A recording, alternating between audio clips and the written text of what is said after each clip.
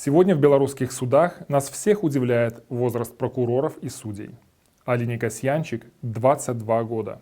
И она уже успела заморать свою карьеру, выступив обвинителем на процессе против журналисток Андреевой и Чульцовой. Кристине Асрян 29 лет. И она уже потребовала дать 3 года Степану Чекилеву, которого сбили на машине силовики. Почему они это делают? Я расскажу вам. Эти молодые специалисты никогда не работали с законом. Их профессиональные навыки основаны на судебно-следственной практике, которая последние 10 лет имеет мало общего с законностью. Прежний закон о прокуратуре обязывал сотрудников отказываться от незаконных распоряжений начальства и сообщать о них. Сейчас такого пункта в законе нет. Раньше гособвинитель еще мог решать судьбу обвинения. Мог без согласования с руководством высказывать суду предложения по мере уголовной ответственности. С 2007 года гособвинитель такого права не имеет. Раньше судья еще мог принять решение по делу без согласования с председателями и кураторами. Теперь судьи обязаны согласовывать свои решения с начальством, вплоть до председателя Верховного суда Валентина Сукала. Он, к слову, бессменно возглавляет систему судов с января 1997 года. Ему 78 лет, хотя по закону возраст судей Верховного суда не может превышать 70 лет.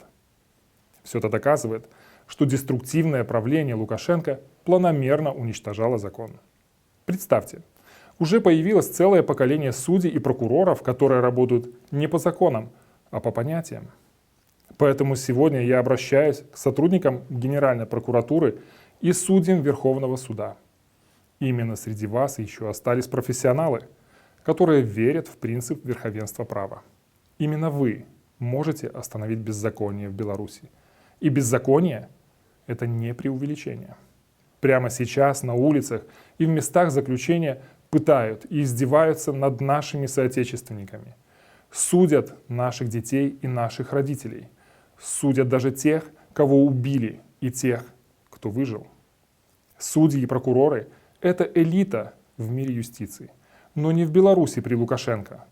Предавая закон, вы предаете не только своих родных и близких, вы предаете себя.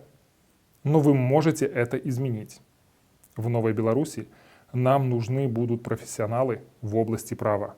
Судьи, прокуроры, следователи и адвокаты. Честность – это неотъемлемая составляющая вашей профессии. Я призываю вас сделать правильный выбор. Пишите нам на почту dialog@tikhanovskaya.org или в телеграм-бот Байпола. Делитесь информацией. Отказывайтесь выполнять противозаконные приказы. Саботируйте их и отстаивайте закон по мере своих сил. И помните, нам вместе строить новую Беларусь.